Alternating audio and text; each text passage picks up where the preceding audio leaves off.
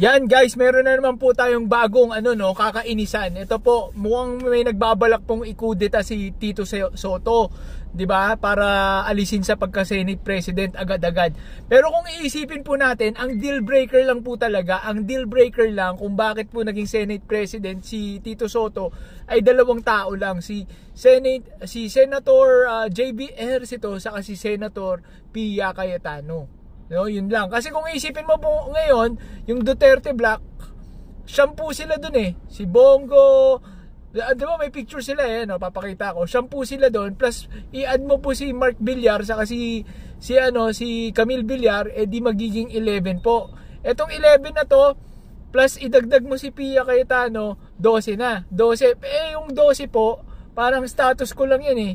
Kulang pa rin kasi 24 po sila, so dapat talaga 13. Ang isa pa po ay si JB Ejercito, no? Si JB Ejercito, which is kapatid po ni Jinggoy Estrada. So talagang critical yung mga may kapatid eh. Jinggoy Estrada, JB Ejercito, saka Pia Cayetano, Alan Cayetano. So yan po yung talagang deal breaker. Then yung all other else, parang independent po kasi sila eh. So hindi po sila madaling pilitin, no?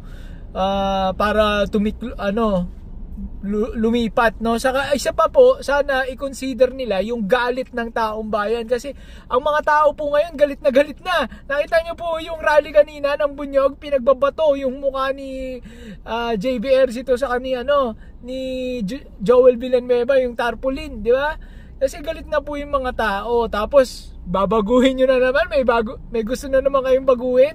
Naku, delikado po yung mga pinagagawa nyo dyan sa Senado. Baka imbis yung nakita niyo yung sa Nepal, 'di ba? Unang-una yung 'di ba nagkasunugan doon, 'di ba, sa Nepal? Baka unang-unahin po yung Senado na 'yan, no? Sugudin ng mga taong bayan 'yan, no? May magagawa po kaya yung mga security nyo kapag sinugod kayo diyan, 'di ba?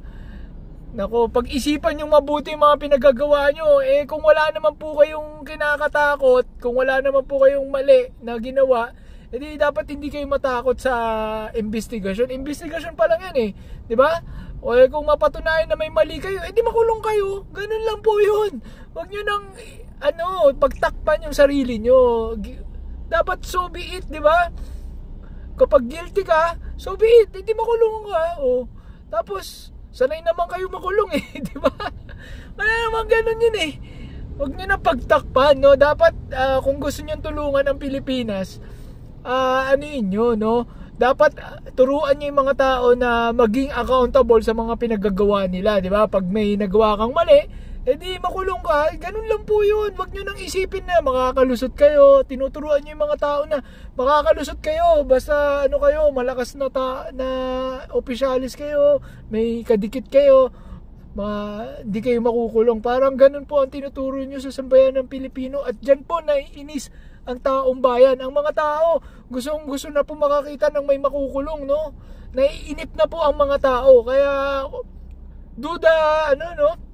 sacrifice kung pwede lang, Senator Jinggoy saka Joel Villanueva, no? Mauna na kayong makulong. No? Makakatulong pa kayo sa sambayanan. Alright, once again, this is Balita at Kaalaman. Let's do this again. Let's go.